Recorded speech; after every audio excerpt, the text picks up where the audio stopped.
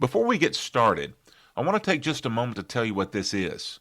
This is the Tennessee History Nerd, where we tell the stories of the volunteer state one place, one event, and one narrative at a time. If you enjoy place-based history, stories tied to real locations you can visit, be sure to follow us on Facebook, Instagram, and X, where we release short-form videos from these same sites throughout the week. Now, let's get into the story. Welcome to the Tennessee History Nerd. This is a podcast dedicated to Tennessee's past. Every week we bring you a new story about the people, places, and events that have shaped Tennessee and made it, and us, who and what we are. So grab your favorite beverage, find a comfortable place, and sit back and enjoy. There's a spot on the Cumberland Plateau where the morning mist seems to linger a little longer than anywhere else in Middle Tennessee. If you've ever driven across from Monteagle towards Sewanee, you know the feeling, the way the sunlight filters through those old pines and hardwoods, and then when you follow the old road, University Avenue, the stone arches appear almost out of nowhere to give the sudden sense that you've crossed into someplace quieter, holier even. That's the University of the South, or, as most of us just call it, Sewanee. I first fell in love with that place long before I knew much about its history. Back when I was in high school, we used to travel up the mountain each year for the regional math contest. We'd step off the bus, stretch our legs, and find ourselves surrounded by Gothic stone buildings, towering oaks, and those mossy pathways that seemed to lead everywhere and nowhere all at once. Even then, I remember thinking, this place feels different. This is beautiful. Years later, when my wife, then my fiancée, and I were planning our engagement photos, we actually considered having them made there. There's just something about that campus that stays with you. The peace of it and the way the bells from All Saints Chapel drift across the domain. For those who have never been, the domain is Sewanee's vast 13,000-acre forest and campus estate on the Cumberland Plateau, a place that feels as if it belongs halfway between Tennessee and heaven. It's a place built for reflection, for learning, and, as it turns out, for one of the greatest stories in the history of Southern athletics. Sewanee wasn't just a college that happened to play football. Its very existence came out of a larger vision, a dream of Southern education that took place before the Civil War. The man most closely tied to that vision was Leonidas Polk, an Episcopalian bishop and later a Confederate general. Polk believed that the South needed a great university of its own, one that could rival Oxford or Cambridge, a place that would educate the mind and nurture the spirit. So, in 1857, he and a group of Southern Episcopalian leaders gathered and laid the foundation for what would become the University of the South. Polk himself was a complicated figure, a man of deep faith and fierce convictions. He saw the university as part of a grander cause, a way to cultivate moral and intellectual leadership in a region still defining itself. He and his fellow bishops chose Sewanee for its beauty and isolation, a place set apart from the distractions of the world below. The idea was that a student up there would be close to nature, close to God, and far from temptation. Although if you've ever been a college student, you know that temptation seems to find a way uphill. But construction began in 1859, and by 1860 those plans were ambitious. A sweeping campus with chapels, lecture halls, and dormitories nestled among thousands of acres of forest. But then came the war. And here in the South, we still just say the war to refer to the Civil War, and there's no question about which war you mean. But because of the war, The dream of the University of the South was literally burned to the ground before it could open. Union troops destroyed much of the work that had begun, and the project lay dormant until the late 1860s. But when the dust finally settled after the war, the vision returned. The Episcopal Diocese of the South refused to let the idea die, and by 1868, the university reopened, this time with a renewed sense of purpose. It became not just a school, but a symbol, a reminder that education and faith could outlast even the nation's darkest hour. The grant of land to the university in the late 1850s required that classes begin within 10 years. The war had hindered that, but classes did indeed begin just before the 10-year deadline expired. And that's the setting for our story today. A small, church-founded liberal arts school perched high above the Tennessee valleys, a school better known for its Latin mottos and chapel bells than for any kind of athletic dominance. And it was definitely small. In the late 1890s, there were only 126 total students, all of them men. Yet, right there on that quiet plateau, Sewanee would give birth to a football team whose 1899 season remains one of the most remarkable achievements in all of sports. If you wander the campus today, you can still feel echoes of that legacy. Students walk between the same stone walls the Iron Men once passed. There's a rhythm to life there that hasn't changed dramatically since their time. The motto of the university, taken from Psalms, says, "Behold how good and pleasant it is for brethren to dwell together in unity." And on that mountain in 1899, 21 young men would embody that unity in a way that few teams ever have, not just as students or athletes, but as brothers who would test their strength, faith, and endurance across the South. And so that's where we go next, with the formation of that legendary team and the beginning of a 6-day road trip that would turn little Sewanee into a national legend. By the fall of 1899, football was still a young game in the South, rough around the edges, closer to a scrum than the sleek, televised sport that we know today. Helmets were optional, pads were minimal, and forward passes were still years away from being legal. Players ran straight into one another, often for just a few yards at a time, but those few yards felt like small wars. Up on the mountain, though, something extraordinary was taking shape. The University of the South had been fielding football teams since 1891, and their 1898 squad was also good. But this particular squad, the 1899 Sewanee Tigers, was different. They were disciplined, quick, and well coached. Their head coach was Billy Suter, a former Princeton player who believed in conditioning long before it was fashionable, and who introduced game concepts and ideas that as yet hadn't been seen in the South. Their manager, Luke Lee, was a fiery grad student who handled the logistics, scheduling, and press relations, and he did it with the kind of boldness that would make a modern athletic director blush. The team itself wasn't large. Only 21 players made the roster, no huge rotation, no deep bench.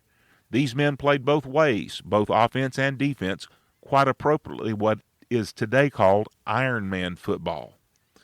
Rules in those days meant that anyone who was substituted was not permitted to return to the game, so no player would allow himself to be taken out of the game unless he was seriously injured.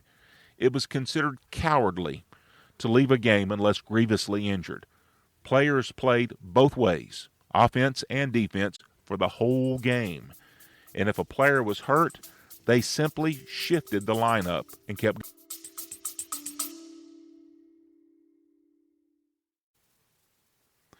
I'd like to pause just for a moment to tell you, if you're enjoying these stories, you need to know what you're missing out on if you're not subscribing to our premium Patreon package called pocket protectors. Throughout the month of April, we're releasing exclusive full-length interviews with people closest to these stories. That includes Marie Summers, whose research on Nicholson Springs helped more fully to recover the story of a long-lost resort. Charlie Rodarmer, director of the Sequoia Birthplace Museum, giving deeper insight into Sequoia and the Cherokee story. Paul DeHaan, author of Damn the Torpedoes, walking through Farragut's leadership and the Battle of Mobile Bay. Norman Jetmundsen, author of Unrivaled, on Sewanee's legendary 1899 team and the people and events behind that story. And Keith Wimberly, park manager at Old Stone Fort State Park, discussing one of Tennessee's most fascinating ancient sites. These aren't short clips. They're full conversations that go much more in depth than what we can include in the main episodes. So, if you want the deeper story behind the stories, that's available for our premium Patreon supporters. And you can find that link in the show notes. And now, let's get back into today's story.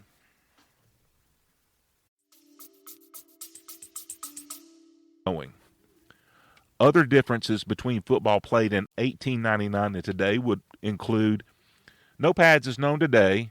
Some players wore early helmets, but players often instead grew their hair long to serve as padding for their heads.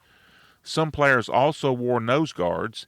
These were pieces of shaped leather held in place by a band around the head and the bottom held in place with the teeth, and they were fearsome looking. Some wore extra padding in their trousers over their knees and around their hips. There was no forward pass.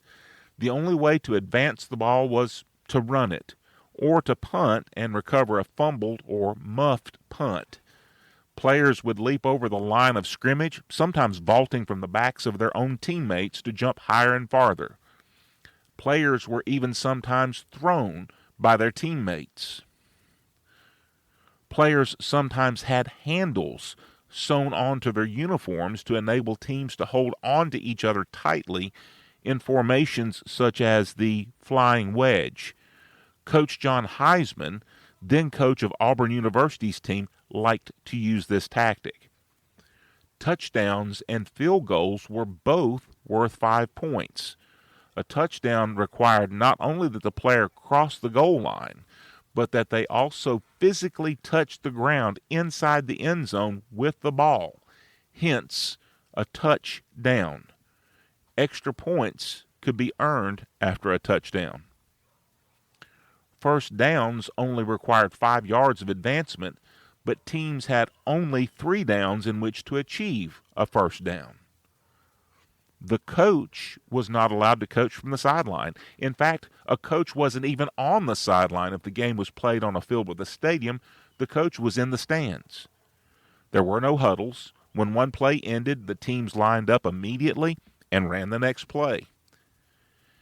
Generally, the only formation used was the T formation. The quarterback was 1/4 of the way back into the backfield. The halfback was halfway into the backfield, and the fullback was all the way back into the backfield, which is where the names of these positions came from. The quarterback was not allowed to advance the ball. He called the plays, which he had to know since the coach wasn't on the sidelines, and took the snap and handed off or tossed the ball to either the halfback or the fullback, and then he became a blocker. Not something most quarterbacks do these days. A game consisted of 2 35-minute halves, not the 30-minute halves we're accustomed to now. So football in the late 1800s was very different from the game we know today, and it was very brutal. There normally were at least a dozen players killed each season around the country, to the point that in the early 1900s, there was even talk of outlawing the game. And the seasons weren't set the same way as now. Some teams played only a handful of games, while others, especially in the Northeast, where there were often several schools close together, they might play 16 games in a season. And these weren't scheduled just one per week the way they are now. Sometimes teams played 2 or even 3 games in a week. Sewanee's 12-game 1899 season was played entirely in only 6 weeks. So in those early years, Southern football teams usually only played a handful of games each season due to the challenges involved with traveling significant distances to play. Sewanee's team was rather unique in that it was willing to travel to play. But 1899 was unusual in that there were issues that year in working out the details for the annual rivalry matchup with Vanderbilt on Thanksgiving Day. Because Luke Lee was not able to negotiate a satisfactory agreement with the Commodores, that game was canceled. And because the Vanderbilt game receipts normally paid for Sewanee's season, having that game canceled in 1899 was a huge financial blow for the Sewanee team. So Luke Lee scrambled to try to identify ways for the team to make up that budget shortfall. Still, no one could have imagined what the team was about to do. When November rolled around, Lee cooked up a plan that sounded impossible even by 19th century standards. Sewanee would embark on a road trip, a true road trip, that would take them more than 2,500 miles across the South in just 6 days. They'd travel entirely by train, living off sandwiches and coffee. And in that week, they'd face 5 of the best teams in the region: the University of Texas, Texas A&M, Tulane, LSU, and Ole Miss. The Sewanee team had defeated the Texas squad in 1898, and Texas wanted a rematch. They were willing to pay $750 for Sewanee to travel back to Austin for a second game. That is almost $30,000 $2026. So this would be a good start toward recouping the loss from the cancellation of the Vanderbilt game. But that money would quickly be eaten up by the expense of traveling all the way from Sewanee to Austin and back if the team played only that one game for the entire trip. So Luke Lee cooked up the idea of playing 4 additional games on the way back to help fund the trip. On November 9th, 1899, they boarded the train in Sewanee and began the most remarkable athletic journey in college sports history. On that trip were 18 of the 21 players on the Sewanee squad, Coach Billy Suter, Luke Lee, and 2 African-American rub-down men, what we would today call trainers. One of those rub-down men was a man named Cal Burrows. The other's name has been forgotten in the fog of time. In addition to these passengers and their equipment, they also had 2 barrels of water drawn from Tremlett Springs, also known as Polk Springs, on the campus of the University of the South. This last detail is far more important than it might seem at first. In 1899, there weren't many water utilities as we know them today, and drinking water from other areas was a real potential health risk. So having water with them taken from a source with which their bodies were already acclimated shows the level of detail that Suter and Lee observed to ensure the success of this trip. They all boarded the train at the Sewanee Depot and started down the mountain on the spur line known as the Mountain Goat, what was the steepest line of railroad in the world in those days. They made their way to the main line at Cowan, Tennessee, at the foot of the mountain, where they then boarded the train for Nashville on their way to Austin for the first game. The University of Texas Longhorns were already a respected program, and playing them on their home field was no small thing. And they were a larger team physically speaking than the Sewanee team, but Sewanee's speed made the difference. During the game, the halfback, Henry Diddy Siebels, suffered a cut on his face that bled profusely. Coach Suter's solution? Siebels ran to the sidelines where Suter applied plaster of Paris to the wound to stanch the bleeding, and Siebels stayed in the game. Sewanee dominated 12-0. Remember, in that era, a touchdown was worth only 5 points, so 12 points meant sustained, methodical control of the game. That same night, they climbed back onto the train, sore and bruised, and rattled overnight toward Houston. The next afternoon, they faced Texas A&M, and again, they won, this time 10-0. 2 games in 2 days, 2 shutouts. Oh, and Siebel's played this game as well, plaster of Paris and all. They rested barely long enough to catch their breath before heading east toward New Orleans, where they would play Tulane on Saturday. The Tulane team were one of the best teams in the South. The Tigers beat them 23-0. That's 3 wins in 3 days. Now, it's important to note right here that there were almost no means of long-distance communications in 1899. No radio, no TV, no internet, only very limited telephone, no long-distance telephone networks. What was available was the telegraph. Luke Lee was sending short, terse messages back to Sewanee during every game, usually one at halftime and a second one after the game. Upon receipt, the bells would be rung at the University of the South, the student body would assemble, and the message would be read to the whole group. So the student body was being kept apprised of the progress of the team, even in that era of much more restricted long-distance communication.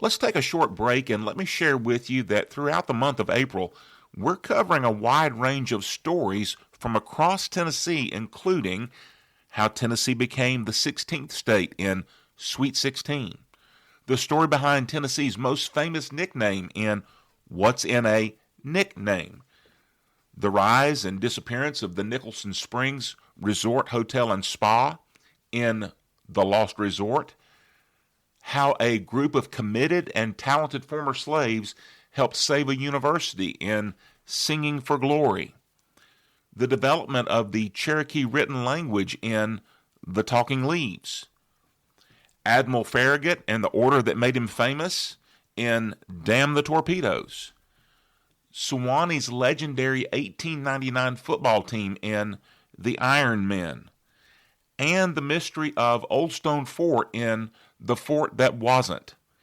Each of these stories is tied to real places, real people, and real events, and each one has its own unique place in Tennessee history.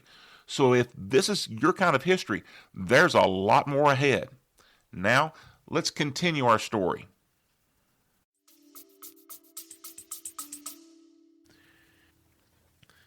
Equally important to note is what was happening on those train rides each night. The team was on a train car together. The players were taking a horrible beating every time they took the field. It was during this point that the rub-down men, those trainers, proved their value. All of the players who had played were incredibly sore from their exertions and the abuse their bodies were taking. The rub-down men went from player to player, massaging sore muscles and aches and pains, often working through the entire night. Some of the players required multiple sessions of this treatment each night just in order to be able to sleep. The rub-down men, on the other hand, weren't getting much sleep at all.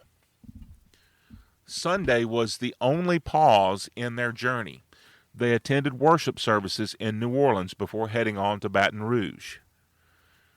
Monday, November 13th, they arrived to face LSU. By then, their legs were heavy and the aches had settled deep in their bones, yet they still shut LSU out 34-0. The local papers couldn't believe it. Here was a tiny Episcopal school from a mountaintop in Tennessee, humbling one Southern power after another, all while living on ham sandwiches and the rhythmic clatter of train wheels. But they weren't done yet. They had one more stop, Memphis, to face Ole Miss. The Rebels had a strong team that year and were well rested while having watched Sewanee's odyssey unfold in the papers. The Tigers stepped off the train, laced up their cleats, and won 12-0. 5 games, 6 days, 5 shutouts. When the train finally pulled back into the Sewanee depot, the entire campus turned out to meet them. Bells rang across the domain. Students and professors poured out onto University Avenue to greet the exhausted players. The vice chancellor led the parade of humanity from the depot back to the campus. They'd traveled across 5 states and beaten every major team they faced. Their combined score across those 6 days was 91-0. The team's toughest test from an aggregate standpoint was certainly the road trip, but none of those were the toughest individual games. The newspapers of the time said on the 7th day they rested, but in reality they had to go right back to school, and they also had 3 more games after the road trip. Over Thanksgiving weekend, they played what were the 2 toughest individual games of the season, Auburn and North Carolina. The team survived a very tough test in Montgomery with Auburn and Coach John Heisman on Thanksgiving Day. In fact, Auburn may actually have been the better team on the field that day, but when all was said and done, Sewanee still had the better score, 11-10, when the game was called for darkness not quite halfway into the second half. Heisman protested, and in a move that would no doubt result in a fine today, he roundly criticized the referees in a letter to the editor of a newspaper in Birmingham. And then North Carolina, the final game of the season, played in Atlanta, also happened that same weekend as the Auburn game. In a hotly contested match in which neither team could find a way to score for most of the game, Sewanee managed to kick a field goal after a personal foul penalty for failure to honor a fair catch after a punt, a new rule at the time. This penalty gave Sewanee good enough field position to kick a field goal for the game's only score. They won that final game 5-0. Sewanee's team took great pleasure not only in beating North Carolina in that final game of the season, but in also beating Heisman again. In those days, it was quite common for players and coaches to bet on games. And John Heisman had bet against Sewanee. So for the second time in the same holiday weekend, Heisman lost to the Sewanee team. Victory was sweet. By season's end, Sewanee stood 12-0. They'd scored 322 points while allowing just 10 all season, and all 10 of those points had come in the game against Auburn. Looking back now, it seems unreal. 21 players, no air conditioning, no multi-million-dollar training facilities, no luxuries, just grit, faith, and brotherhood. They became known as the Iron Men of Sewanee, and their story would echo through generations of college football. If you follow college football even casually, you know the name Heisman. Today it's engraved on a bronze statue handed out every December, gleaming beneath TV lights while cameras pan across tearful parents and cheering teammates. But back in 1899, John Heisman wasn't a trophy. He was an innovator, the sort of coach who couldn't leave the game alone. He tinkered constantly, designing new formations, inventing trick plays, even helping shape the rules that defined football's future. He insisted that his players memorize geometry-like diagrams of offensive shifts. One of his favorite sayings was, "When in doubt, punt," which sounds conservative now, but it was revolutionary then, a recognition that field position mattered more than brute force. Imagine it, 2 completely different worlds colliding. Auburn with its growing industrial-era campus and charismatic innovator on the sideline, Sewanee, a quiet liberal arts college rooted in Episcopalian tradition and mountain mist. Yet between them, those teams represented the dawning of Southern football, a sport still finding its identity, half science and half brawl. In later years, Heisman would move to Georgia Tech, where he would perfect his high-speed offenses and deliver national titles. In fact, that's where his football squad would humiliate the Cumberland University team in what is still the most lopsided victory in college football history, 222-0. And of course, he'd eventually lend his name to the most famous individual award in sports. The legend of the Iron Men spread quickly. Newspapers across the South called them the most remarkable team the region has ever produced. Sports writers in the North took notice too, and that's saying something because northern schools like Yale and Harvard, where college football had its genesis, still viewed southern teams as curiosities. But here was Sewanee, a school with only 126 students, taking down every power in the South. And their success marked a turning point. For the first time, Southern football wasn't just surviving, it was thriving. The 1899 Sewanee Tigers showed that schools below the Mason-Dixon line could play with anyone. They paved the way for the gridiron culture that would come to define fall Saturdays across the South.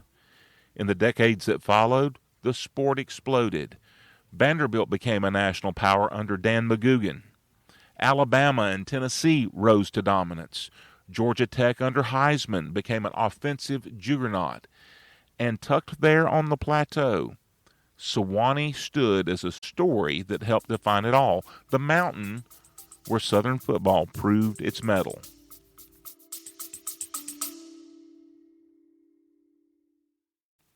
If you'd like to support what we're doing here, we do have merchandise available through the Summers Media Enterprises website. It's a simple way to support the work and help us continue traveling, researching, and telling these stories. Plus, you get to pick up some cool swag that lets you show everybody what your new favorite podcast is. You can find that link in the show notes as well, and we appreciate your support. But unfortunately, glory has a funny way of fading. Success brings attention, and attention brings pressure. As the 20th century unfolded, football grew into a spectacle of crowds, money, and media. Small colleges like Sewanee struggled to keep pace with the growing costs and expectations. For a while they tried, and in 1932, when the Southeastern Conference was born, Sewanee was right there as one of its charter members. It sounds almost unthinkable now. The same Sewanee that today hosts lectures in Gothic limestone halls once lined up beside Alabama, Georgia, Tennessee, and LSU as equals in the newly formed SEC. The invitation was both an honor and a burden. Those Iron Men of 1899 had made Sewanee famous, and the university carried that legacy proudly into the conference. But time, money, and mission would soon test how long a mountaintop liberal arts college could swim in those deeper athletic waters. In the years after that legendary 1899 season, Sewanee continued to play football with pride. The campus still rang with cheers on Saturday afternoons, the sound echoing off the stone walls of All Saints Chapel and down the winding roads that led into the valley. For a while, they held their own. But the world of college athletics was changing, and changing fast. By the 1920s, football had become a full-fledged national phenomenon. Stadiums were growing, budgets were ballooning, and the crowds down in Birmingham or Baton Rouge were looking more like professional audiences than college gatherings. What had begun as a test of stamina and brotherhood was becoming a business, and small colleges like Sewanee found themselves outmatched not on the field, but on the ledger sheet. Still, in 1932, when the Southeastern Conference was formed out of members of the old Southern Intercollegiate Athletic Association, Sewanee also joined. The charter list reads like a who's who of Southern football royalty today. Alabama, Georgia, LSU, Tennessee, Auburn, and also Tulane, one of their opponents on that brutal road trip, and then nestled among them, this tiny Episcopal university on a Tennessee mountaintop. It's poetic, really. The school that had once defined grit and endurance was being honored as one of the architects of the very sport it helped to legitimize in the South. For a few years, they lined up against those giants again, proudly wearing the purple and gold, hoping to recapture a spark of the old Ironmen's spirit. But the times had changed. Sewanee didn't have the enrollment or resources to compete with state schools drawing tens of thousands of fans and spending fortunes on facilities. From 1933 through 1940, Sewanee fought valiantly but struggled mightily. The record was lopsided. 37 conference games, no wins, 26 shutouts against them. The writing was on the limestone wall. So in 1940, the university made a decision that might have looked like retreat, but in truth was something deeper. It was a recentering of their identity. Sewanee withdrew from the SEC. They returned their focus to the liberal arts mission envisioned by Bishop Polk all those years ago, a place of scholarship, character, and quiet faith. The headlines were brief, a single paragraph in most newspapers, but on the mountain the decision felt right.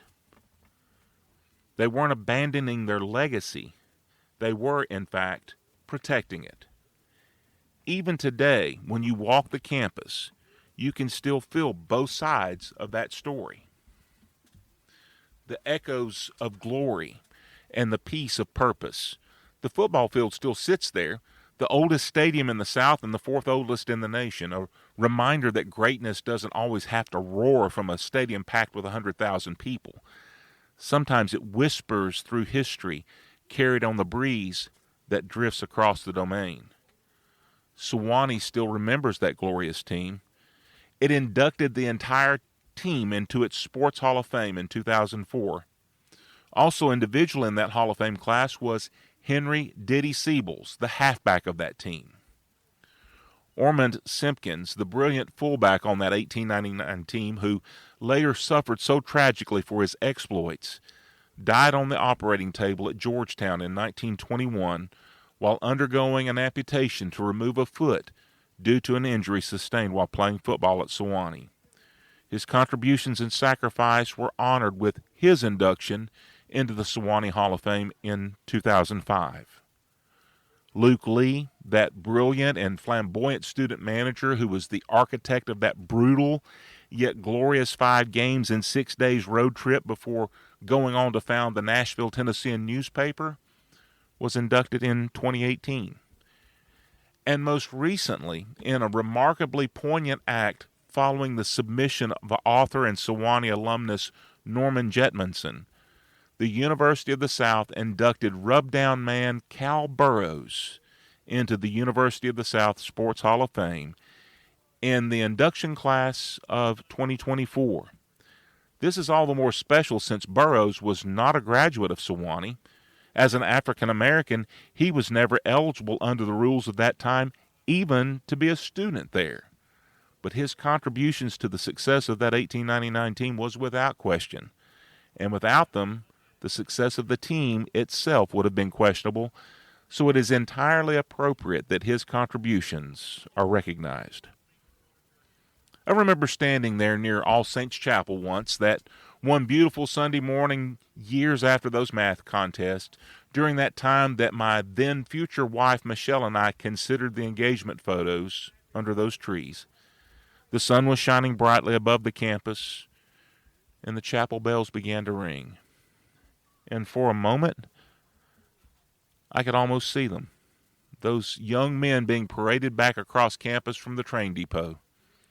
They probably didn't think of themselves as legends. They were just students who had played their hearts out for one another, who believed in their school and in something bigger than themselves. And maybe that's one reason their story endures, because Sewanee's greatness was never about domination. It was about devotion. It was about a group of brothers proving that heart and unity could take you farther than resources ever could. They showed the South, and even the nation, what determination looked like, and then chose to spend the rest of their history reminding us what purpose looks like. So if you ever find yourself up on the mountain, take a walk around the campus. Listen to the wind in the trees as you gaze across the domain. And when the bells of All Saints Chapel start to ring, remember the Iron Men of Sewanee, the team that rode the rails, conquered the South, and came home heroes. In the next episode, we'll trade the gridiron glory for ancient indigenous people's labor to build what seems to be a large ceremonial complex at the confluence of the Duck and Little Duck rivers. Episode 8 takes us to Manchester, Tennessee, to a structure still not fully understood, even today, in The Fort That Wasn't. Keep your eye out for that next episode, which will be coming soon wherever you download your podcasts. Until then, I'm Big John Summers, the Tennessee History Nerd, and I am history. Before we close things out, I want to take a moment to acknowledge the sources behind this episode. This story draws from a combination of historical writing, institutional records, and direct interview material. A major narrative source for this episode was Unrivaled, Sewanee, 1899, by Norman Jetmundsen, along with insights from a personal interview I conducted with him on April 8th. His work was invaluable in helping shape the story of that remarkable season and the people behind it. I also drew from the documentary that goes along with that book, Sewanee 1899, Unrivaled, on which Jetmundsen also served as co-producer, and while the documentary presents a visual representation of the story, the book expands on that material and includes additional detail that did not make it into the film. In addition, I made use of Sewanee perspectives on the history of the University of the South, particularly the chapter by Woody Register on the 1899 team, which provides important historical perspective on how that season has been remembered and interpreted over time. I also relied on several entries from the Tennessee Encyclopedia, including those on college football, the University of the South, Leonidas Polk, and Luke Lee, to help ground the story in well-documented historical research.